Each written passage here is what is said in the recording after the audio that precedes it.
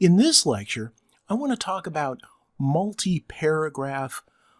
It doesn't matter whether they're blog posts or they're essays or entire books, but let's make it short so that we can just talk about a few paragraphs in support of one another. Now, I want you to notice how this section has evolved. We started with words and spaces, and then we did punctuation so that we could get to sentences. Now, sentences are complete thoughts.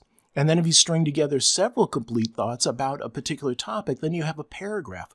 Well, the next logical evolution is to string together several paragraphs to discuss one common idea. And the standard way to do that is the essay. By the way, I was so bad at English that when I hit college, I was forced to take bonehead English. And we pretty much did nothing. We did nothing but write sentences for the first part of the course, and then we wrote paragraphs, and then we wrote 3-paragraph essays, and that was the entire course. So it's pretty much what this section is, and I thought it was the best course I ever took. It turned me into a writer. So let's talk about how to string together paragraphs. And just like you have topic sentences for paragraphs, you have topic paragraphs for essays. So let's say we want to talk about container gardening again. So let's begin with container gardening is superior to traditional ground-based gardening in several respects. So that's our opening paragraph where we kind of lay out in the very first sentence what this little essay is going to be about. Now, the next paragraph, we're going to have supporting things, and then it probably wants this to be hyphenated, yes, ground-based. And then the final paragraph, we're going to have our closing arguments where we reiterate things. So let's put a few things in here.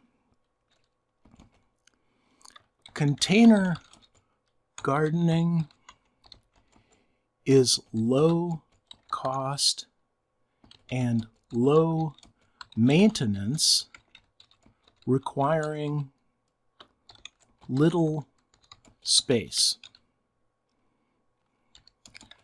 Container gardening is also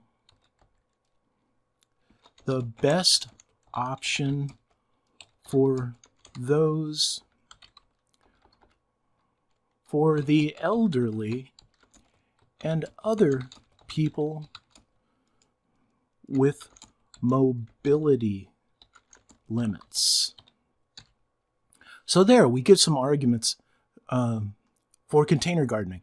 Now, what we can do is in the subsequent sentences, or paragraphs, we can expand on our supporting arguments. So we begin, container gardening costs less because there is less involved in setting up the garden. The cost of a pot is far less than that of a rototiller or other traditional gardening equipment. Container gardens also require less water, soil, and fertilizer. And then maybe we'll bring in one on due to its limited scope, container gardening. What was the second? So we did the expense part and maintenance. Gardens require less maintenance.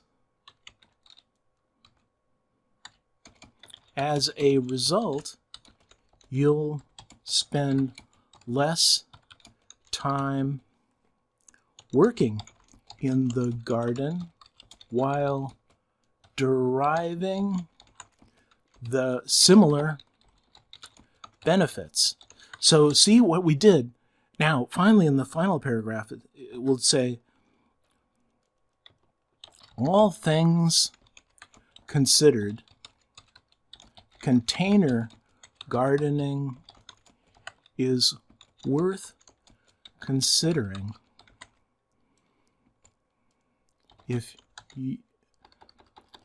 especially if you're a beginner gardener or have limited space or mobility problems. So here, once again, we kind of restate our original argument in the final paragraph. So how does this start out? We have a topic sentence for what this essay is going to be about. Container gardening is superior to traditional ground-based gardening in several respects. And then we give evidence to that in the paragraph. And then we elaborate on the evidence on the next two paragraphs. And then we have a concluding paragraph where we restate our argument and give it, just a little bit more push going out the door. So this is typically the way that you write blog posts or whatever it is. In the blog post, it's going to be your first paragraph where you establish what the blog post is going to be about. And then you give the supporting evidence for that, and then you conclude, once again, by stating it. It's the same as an essay.